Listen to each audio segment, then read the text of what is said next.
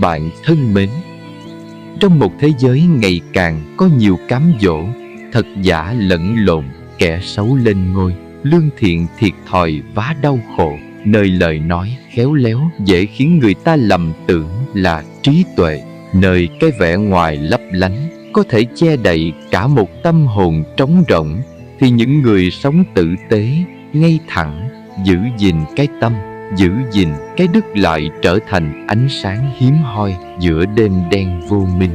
Bài viết này là một hành trình trở về với những giá trị nhân bản sâu sắc nhất mà lời Phật dạy đã để lại, là lời thì thầm của sự tỉnh thức, là dòng suối mát tưới vào lòng người đang khô cạn bởi thị phi và bon chen.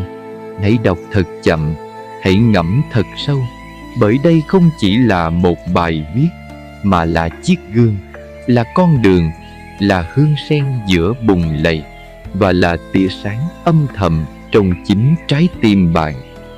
Bài viết này chắc chắn sẽ rất bổ ích cho bạn, và tất cả mọi người sẽ thay đổi cách suy nghĩ, cách nhìn, cách sống, cách đối nhân xử thế ngay tại thời hiện tại ngày nay. Rất hoan hỷ các bạn hãy lắng nghe, hãy dừng lại 10 phút để nghe, chiêm nghiệm và thấu hiểu lẽ của cuộc sống ngày nay nhé. Nam Mô A Di Đà Phật. Tử tế là ánh sáng trong lòng người.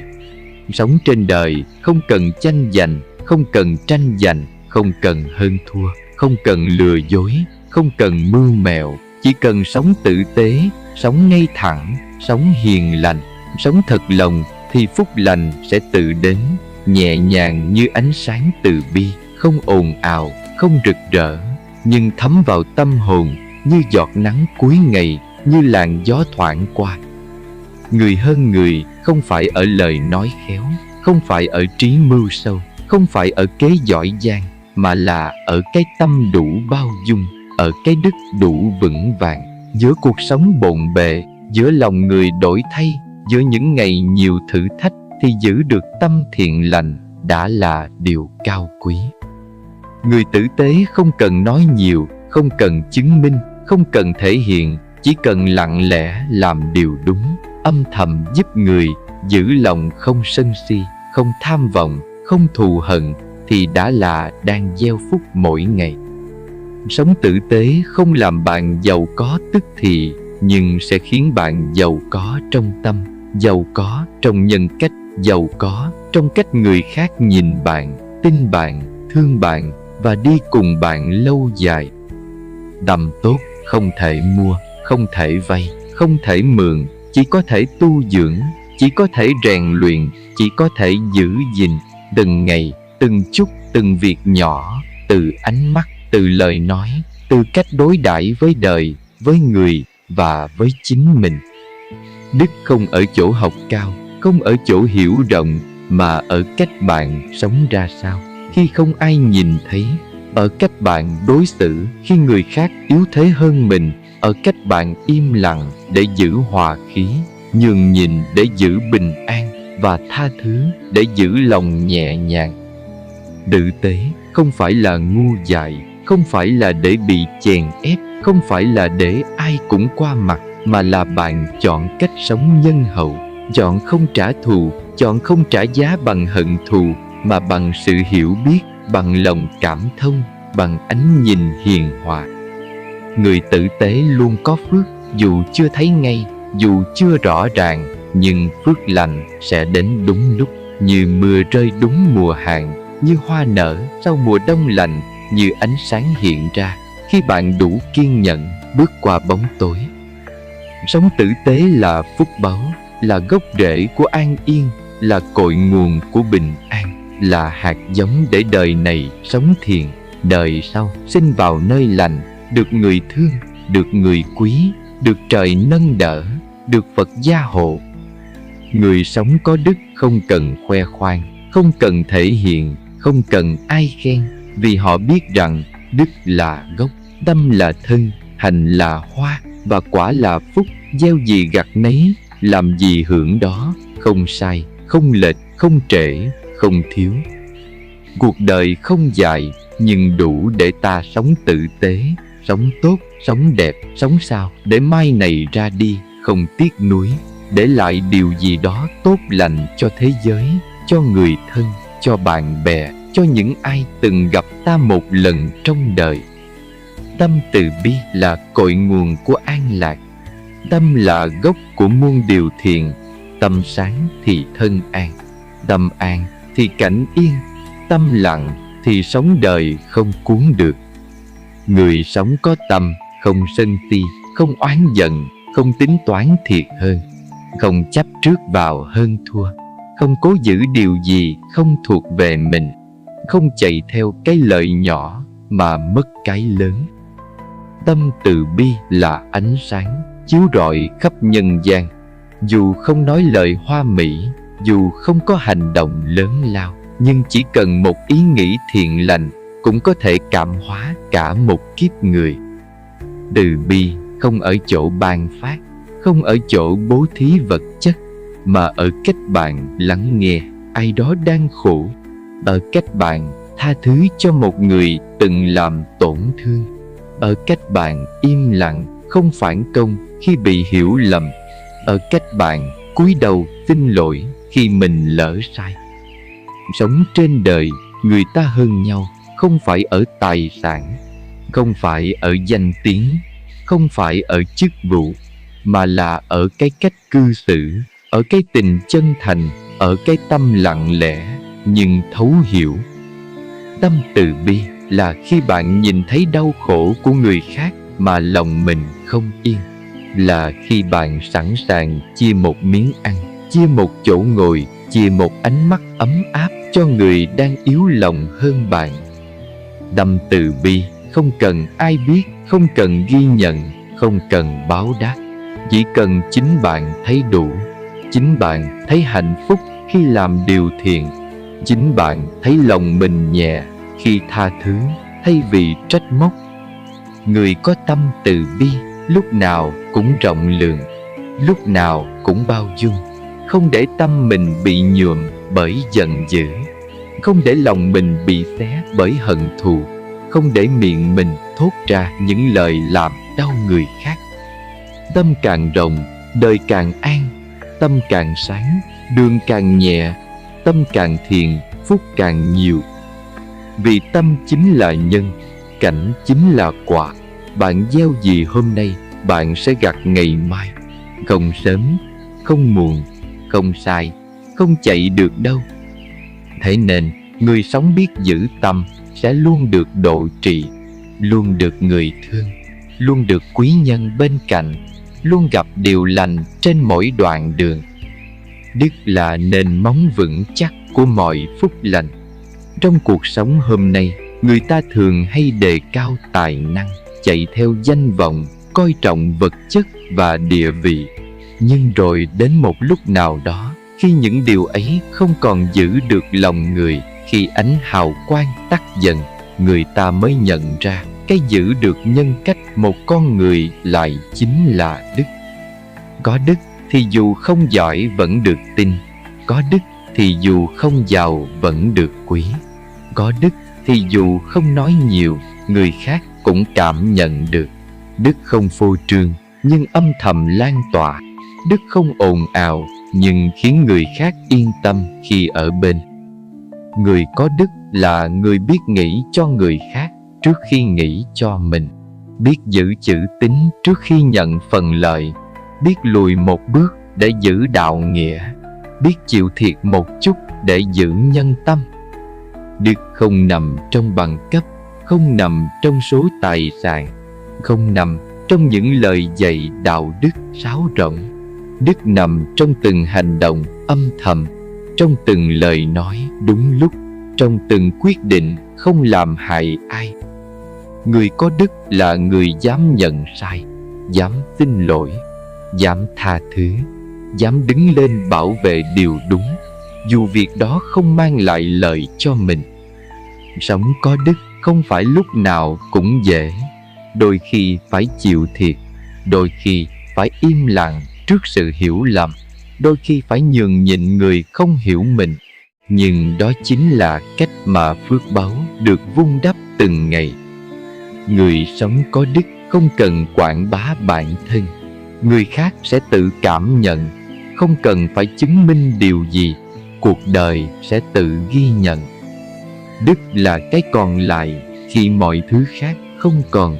Khi bạn già đi, khi bạn thất thế, khi bạn mất tất cả, chính cái đức sẽ giúp bạn đứng dậy, giúp bạn được yêu thương, giúp bạn có người đồng hành, giúp bạn tìm lại ánh sáng giữa những ngày tối tăm. Trong đời sống vội vã hôm nay, nhiều người quên mất chữ đức. Họ dễ dàng phản bội để đạt được thứ họ muốn, dễ dàng nói dối để được lòng người, dễ dàng làm điều sai để được lợi riêng. Nhưng họ không biết rằng khi đức cạn thì phúc cũng hết. Khi nhân cách mất đi thì tất cả những gì có được cũng mong manh như cát. Người có đức dù chỉ sống một đời bình dị vẫn được kính trọng. Dù không có nhiều tiền vẫn khiến người khác muốn ở gần. Dù không phải người nổi tiếng vẫn để lại dấu ấn sâu trong lòng người khác.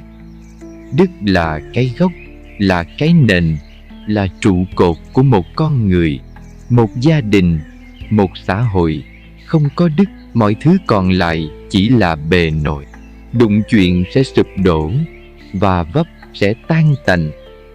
Hãy sống sao để khi không còn gì trong tay, bạn vẫn còn cái đức để người khác nể phục. Hãy sống sao để khi không còn sức lực, bạn vẫn còn nhân cách để người khác tìm về. Đó mới là phúc lớn thật sự của đời người. Giữ lời hứa là giữ đạo làm người. Lời hứa là một dạng của nhân cách.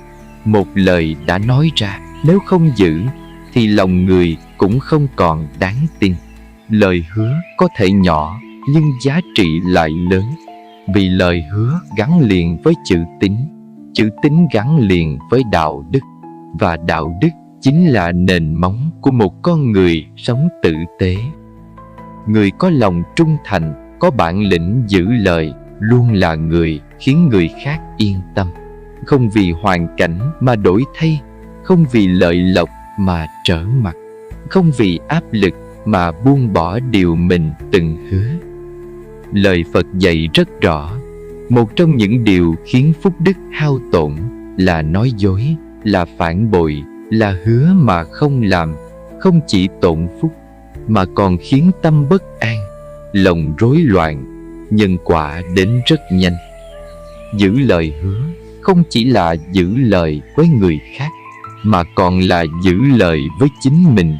Khi ta hứa sẽ sống tốt hơn, sẽ thay đổi, sẽ không làm điều sai, mà ta thất hứa với chính bản thân, thì ta cũng đang tự đánh mất niềm tin vào chính mình. Người phản bội một lần sẽ dễ phản bội lần thứ hai. Người nói dối một lần sẽ quen miệng nói dối thêm lần nữa.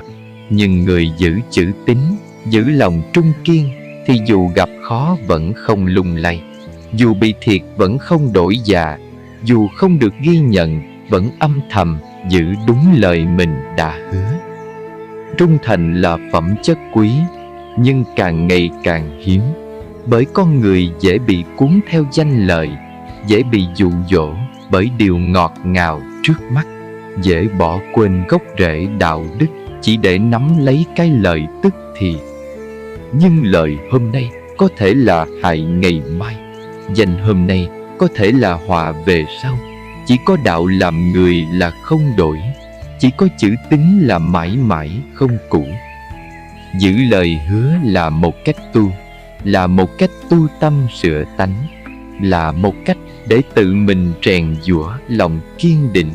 Người giữ được lời hứa thì dù không phải người giàu cũng là người có phước, dù không học cao vẫn là người đáng kính. Lời nói cần đi đôi với hành động. Lời hứa cần được thực hiện bằng tất cả sự chân thành. Nếu không thể hứa thì hãy im lặng.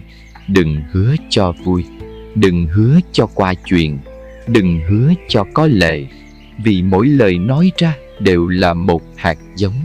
Gieo ra lời giả dối sẽ gặt về sự xa cách, gieo ra lời trung thành sẽ gặt được lòng người.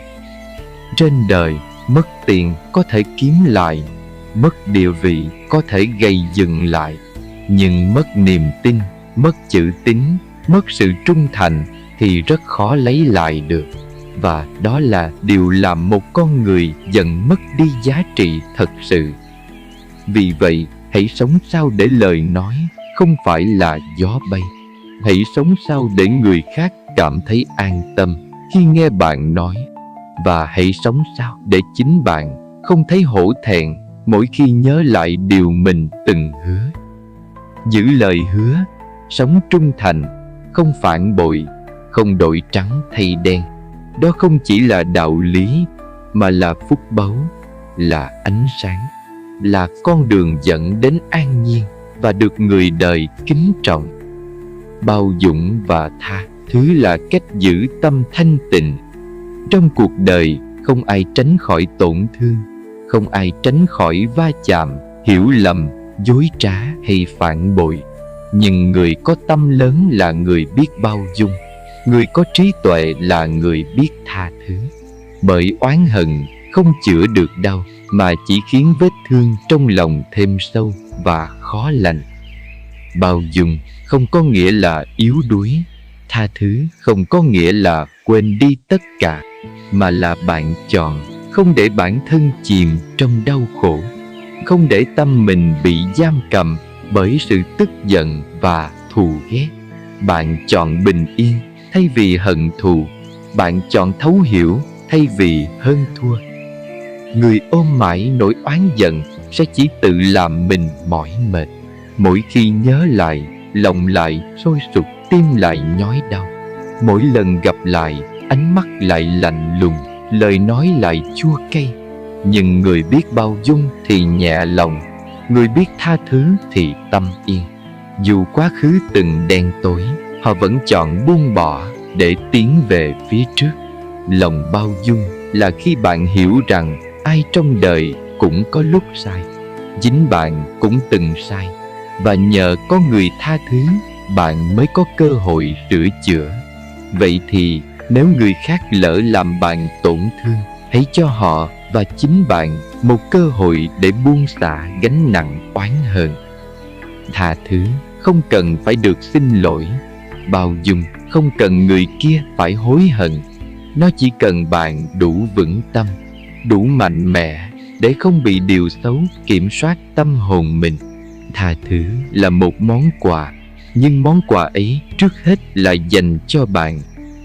Người bao dung thường sống thọ hơn, tâm an hơn, mặt hiền hơn, cách nói chuyện nhẹ nhàng hơn. Họ không tranh cãi vì chuyện nhỏ, không giữ trong lòng điều xấu, không vướng bận chuyện cũ. Họ sống trọn vẹn với hiện tại và nhìn người khác bằng đôi mắt hiểu và thương. Sự tha thứ có thể không thay đổi được quá khứ, nhưng chắc chắn sẽ thay đổi được tương lai. Bởi người biết tha thứ sẽ không để quá khứ ràng buộc. Họ bước tiếp bằng trái tim đã gột sạch bụi oán hận, và bước chân của họ vì thế mà vững chãi, nhẹ tênh. Lòng bao dung có thể chữa lành những vết nứt trong mối quan hệ, có thể nối lại những điều tưởng chừng đã mất, có thể xây lại lòng tin từ những mảnh vụn đã vỡ. Và dù không làm được tất cả, thì ít nhất nó cũng giúp ta không đánh mất chính mình trong giận dữ. Phật dạy rằng hận thù không thể hóa giải bằng hận thù, chỉ có tình thương mới xóa được hận thù. Người sống mà ôm lòng thù ghét thì tự thiêu đốt tâm mình mỗi ngày. Còn người sống với lòng vị tha thì như mặt trời mọc lên sau đêm tối. Dù không ai thấy, nhưng sớm mai vẫn sẽ sáng. Vì thế, hãy bao dung khi có thể, hãy tha thứ khi đủ mạnh mẽ. Không vì người khác xứng đáng, mà vì chính bạn xứng đáng có một cuộc sống an lành hơn, nhẹ nhàng hơn, đáng sống hơn. Con người hơn nhau không phải ở chỗ giàu nghèo, không phải ở học thức cao hay thấp, mà ở cái tâm chân thành, ở cách cư xử tử tế, và ở cách biết yêu thương không vụ lợi. Cuộc sống không cần phải tranh giành cho mỏi mệt, không cần hơn thua từng lời từng chữ, chỉ cần sống tốt, sống có đạo lý, sống không thẹn với lương tâm là đủ. Đôi khi một cái ôm đúng lúc, một lời hỏi thăm chân thành, một hành động nhỏ nhưng đầy ý nghĩa lại là thứ giữ được mối quan hệ lâu dài. Chúng ta sống trên đời, không ai tránh được lúc khó khăn, cũng chẳng ai giàu ba họ, chẳng ai khó ba đời. Hôm nay mình giúp người, ngày mai biết đâu người giúp lại mình. Nhân quả không sai bao giờ.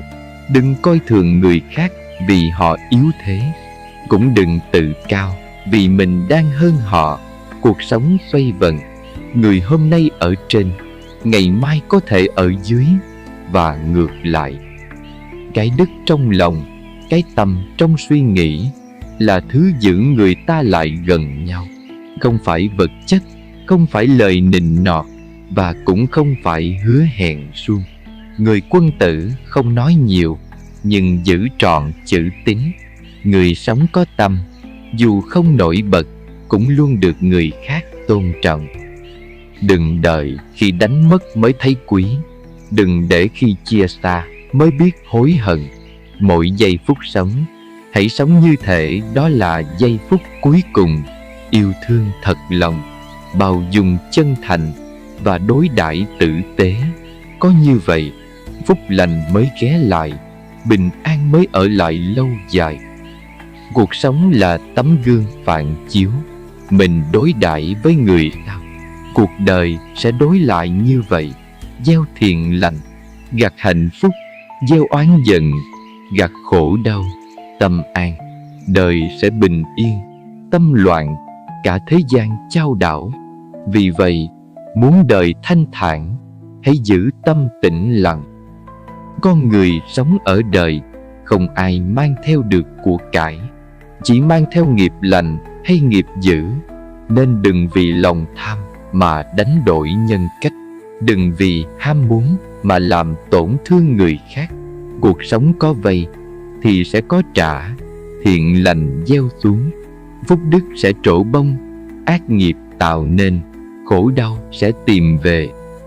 Người tử tế không cần nói nhiều, không cần khoe khoang, chỉ cần sống đúng với đạo lý, làm điều thiện không mong đáp đền, giúp người không cầu báo ơn, bởi vì họ biết phúc không nằm ở sự tán dương, mà nằm ở tâm an và lòng sáng. Thế gian này hơn thua một thời, nhưng nhân quả là mãi mãi. Người có tâm lành sẽ không toan tính thiệt hơn, không ganh ghét, không đố kỵ. Họ lặng lẽ làm việc thiện, giống như ánh nắng sớm mai, nhẹ nhàng nhưng đủ sưởi ấm muôn loài. Đừng nghĩ rằng người không đáp trả là kẻ yếu mềm, mà là họ đủ mạnh để buông bỏ, đủ bao dung để tha thứ. Người có đức là người không tranh giành, không tổn hại ai, mà vẫn được kính trọng. Giữa cuộc đời đầy giông tố, làm người tử tế chính là một loại dũng cảm. Chọn sống chân thật là chọn con đường khó đi, nhưng là con đường dẫn tới hạnh phúc bền lâu. Không dối trá, không lừa lọc, dẫu bị hiểu lầm, vẫn không oán than, vì tin rằng thời gian sẽ trả lại sự thật. Tâm không oán hận, miệng không thị phi, lòng không ganh ghét, mắt nhìn đời bằng tình thương. Đó là người đã hiểu đạo, đó là người biết tu. Người sống không cần danh vọng quá cao, chỉ cần lòng thanh thản. Mỗi ngày làm điều thiện là mỗi ngày sống không hoài phí. Một bát cơm chan nước mắm cũng ấm lòng nếu có tình người. Một gian nhà nhỏ cũng đủ hạnh phúc nếu có lòng yêu thương. Người hơn người không phải ở lời nói khéo léo, không phải ở thủ đoạn mưu sâu, mà là ở cái tâm đủ bao dung, ở cái đức đủ vững vàng. Giữa cuộc sống đạo điên, họ vẫn giữ được sự tử tế, vẫn điềm tĩnh giữa bão giông. Cuộc đời là trường học lớn, mỗi người là một bài học. Kẻ phản bội là thầy dạy về sự cảnh giác, người tử tế là thầy dạy về lòng biết ơn. Còn chính mình phải là người học trò biết tiếp nhận, biết sửa mình và biết trưởng thành. Tâm hiền lành, miệng nói lời thiện, ý nghĩ tốt đẹp sẽ thu hút những điều an lành, giống như hương sen, không ồn ào, nhưng ai gần cũng thấy dễ chịu. Cuộc đời không dài, chúng ta không nên lãng phí. Hãy dùng thời gian sống để tích đức, dùng lời nói để gieo phúc, dùng hành động để gieo yêu thương. Đừng tạo thêm oán hận, đừng mang thêm nghiệp dữ, vì sau cùng ai rồi cũng sẽ già, sẽ bệnh, sẽ rời xa cõi đời này, chỉ còn lại phúc hay nghiệp theo mình.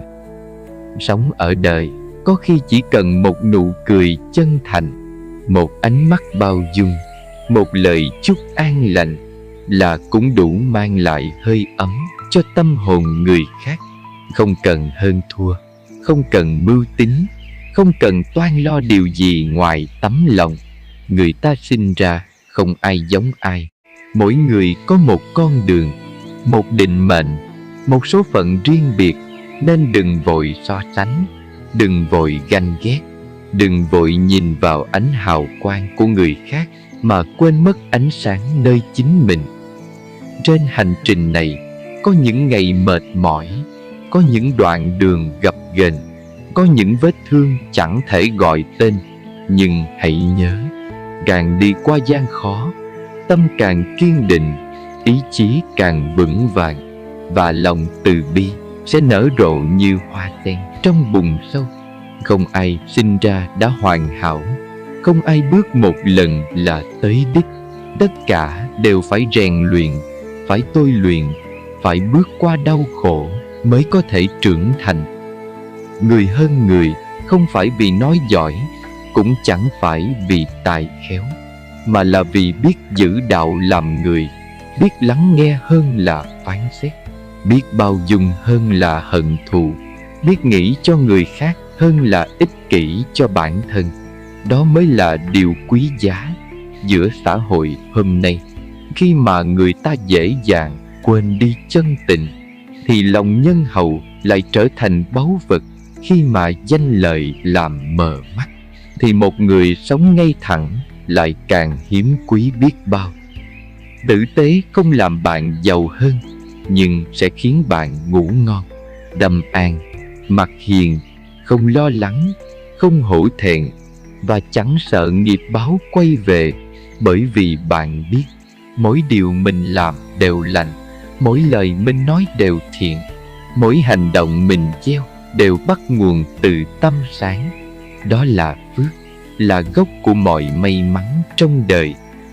Hãy sống để khi ai đó nhớ tới bạn, họ nhớ về một con người tốt, một người sống thật, không giả tạo, không mưu mô, một người luôn biết san sẻ, luôn biết yêu thương. Dù chỉ là một hành động nhỏ thôi, nhưng đủ để sưởi ấm cả một ngày giá lạnh của ai đó. Cuộc sống mà, đôi khi đâu cần điều to tát, chỉ cần lòng tốt lan tỏa là đủ rồi.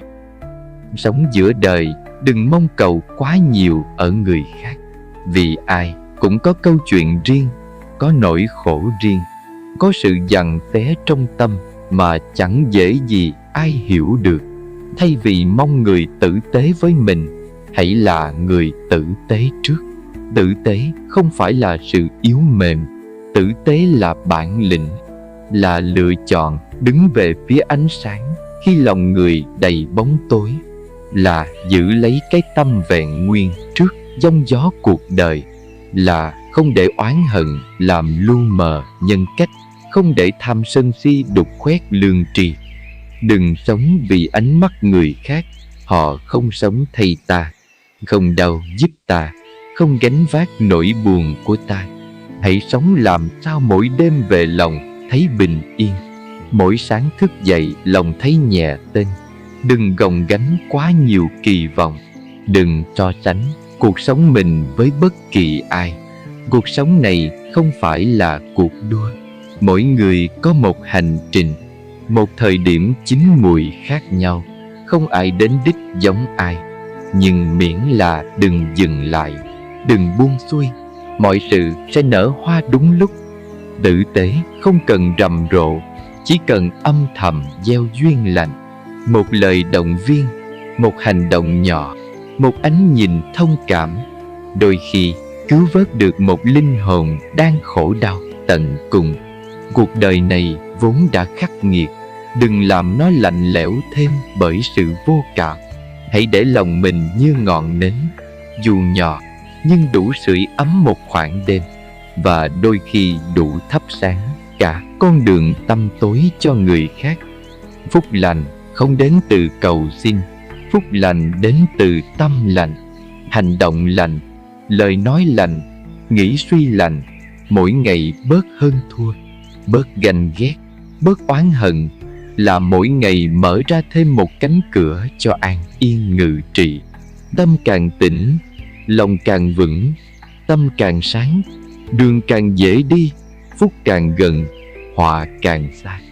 Người sống tử tế thường thiệt thòi trước mắt, nhưng bền lâu lại được an vui, vì họ không tạo thêm nghiệp, không gieo thêm khổ đau, không để lòng vướng víu bởi điều không đáng. Họ đi giữa cuộc đời như làn gió nhẹ, chạm vào ai cũng mát lòng, cũng dễ chịu, cũng khiến người ta tin rằng cuộc đời này vẫn còn người tốt. Con người khi sống ở đời thường hay chạy theo cái gọi là lợi ích trước mắt, mà quên mất giá trị lâu dài của tâm và đức. Một lời nói thành thật có thể không mang đến cho ta nhiều tiền tài, nhưng lại có thể giúp ta giữ được lòng người. Một hành động tử tế có thể không ai thấy, nhưng trời đất luôn ghi nhận. Tâm hiền lành như suối mát chảy qua bao vùng đất khô cằn, cũng có thể làm hồi sinh cả những nơi tưởng chừng đã chết. Trong thời đại mà sự giả dối lên ngôi, thì một người giữ được chính mình đã là một người hùng. Không cần làm điều lớn lao, chỉ cần sống ngay thẳng, thật lòng, không gian dối. Người có tâm sáng thì dù đi trong đêm tối cũng không lạc hướng. Người giữ được đức bền thì dẫu gặp bao nghịch cảnh cũng không lung lay. Phúc không cần tìm cầu mà tự đến với người có thiện căn. Nghiệp không cần kêu gọi mà tự theo người mang ác ý. Đừng than sao đời mình khổ, mà hãy hỏi đã từng làm khổ ai chưa. Đừng oán trách người không hiểu mình, mà hãy hỏi mình đã thật sự hiểu họ chưa. Đạo lý là vậy, đơn giản mà khó làm. Người muốn sống tốt cần dũng cảm đối diện chính mình, cần lặng thinh khi cần và mạnh mẽ khi phải. Người sống có tâm là người luôn biết nghĩ cho người khác. Người sống có đức là người không lợi dụng lòng tin của ai. Cuộc sống luôn có hai mặt, một mặt ngoài để thiên hạ nhìn, một mặt trong để lương tâm đối thoại. Giữ được trong sạch cả hai là điều không dễ, nhưng cũng không phải không làm được.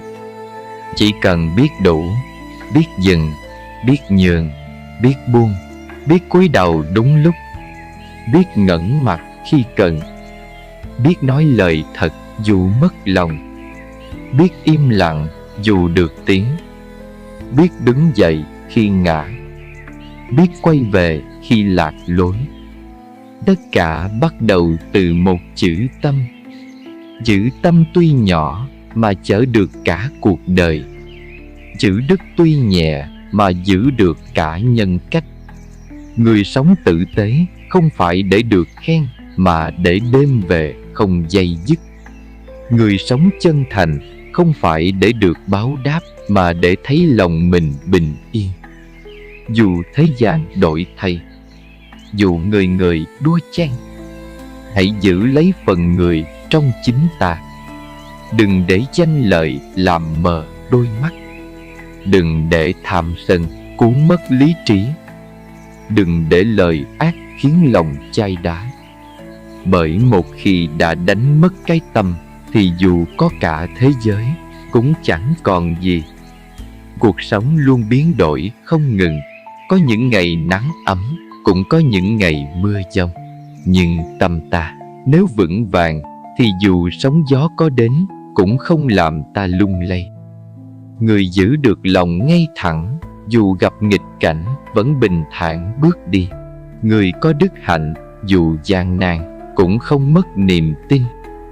Không phải ai cũng may mắn được sinh ra trong gia đình giàu sang, cũng không phải ai cũng được đời ưu ái. Nhưng ai cũng có thể chọn cách sống tử tế. Tử tế không phải là điều kiện của cuộc sống, mà là lựa chọn của tâm hồn. Tử tế không phải để người khác khen ngợi, mà là để bản thân thanh thản. Khi bạn biết buông bỏ những sân si nhỏ nhen, biết giữ cho lòng mình trong sáng, thì mọi việc trở nên nhẹ nhàng hơn rất nhiều. Phúc đức là những hạt giống bạn gieo hàng ngày bằng lời nói, việc làm và suy nghĩ. Gieo nhân lành, bạn sẽ gặt quả ngọt. Gieo điều ác, bạn sẽ nhận khổ đau. Dù có lúc bạn cảm thấy cô đơn hay bị người đời hiểu lầm, hãy nhớ rằng giữ tâm thiện là giữ được kho báu vô giá trong lòng. Hãy sống sao để mỗi ngày trôi qua bạn có thể nhìn lại mình mà không hối tiếc.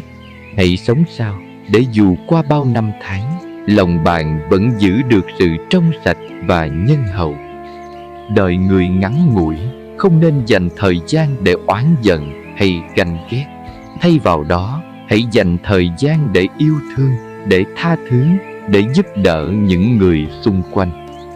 Cuộc đời sẽ đền đáp xứng đáng cho những ai sống với tấm lòng chân thật và bao dung. Ánh sáng từ bi sẽ luôn chiếu rọi trên con đường họ đi. Mật ngọt chết ruồi, sự thật về nhân gian giả dối. Bạn biết không, có những người luôn chọn sống thầm lặng, chịu thiệt thòi, nhẫn nhịn mọi khổ cực. Họ không ganh đua, không tranh giành, không phán xét ai cả. Họ chỉ lặng lẽ sống tốt, cố gắng từng ngày, âm thầm giúp đỡ người khác khi khó khăn hoạn nạn. Thế nhưng chính những người tốt ấy lại thường là người bị hiểu lầm, bị nói xấu, bị bôi nhọ, thậm chí bị hãm hại. Họ sống thật mà lại bị cho là giả tạo. Họ im lặng mà lại bị gán ghép là giấu giếm điều gì đó. Tại sao lại như vậy?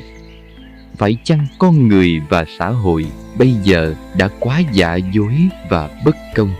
Người nói dối giỏi, miệng lưỡi mật ngọt hay tô vẽ lời hay ý đẹp thì được tung hô, được trọng vọng. Còn người sống chân thành thì lại bị lãng quên, bị dìm xuống, bị xem là khác người. Nhưng bạn, sự thật vẫn mãi là sự thật. Giả dối có thể qua mặt người đời, nhưng không thể qua mắt trời cao. Mỗi người đều phải già, bệnh và chết. Đến lúc lâm chung, những kẻ từng làm điều ác, từng gieo đau khổ cho người khác, họ sẽ không thể nhắm mắt thanh thản. Lúc ấy, tất cả rời bỏ họ, danh vọng cũng tan biến, bạn bè cũng quay lưng, chỉ còn lại nghiệp báo vây quanh. Họ sẽ phải trả giá. Không sớm thì muộn, ác báo sẽ đến. Phúc đức đã cạn, chỉ còn chuỗi ngày đau đớn, hối hận và cô độc. Như câu nói, mật ngọt chết ruồi. Những lời đường mật có thể dụ dỗ được một lúc, nhưng chân lý không nằm ở lời nói, mà nằm ở hành động và tâm hồn. Cảm ơn bạn đã theo dõi video. Tạm biệt, hẹn gặp lại video sau nhé.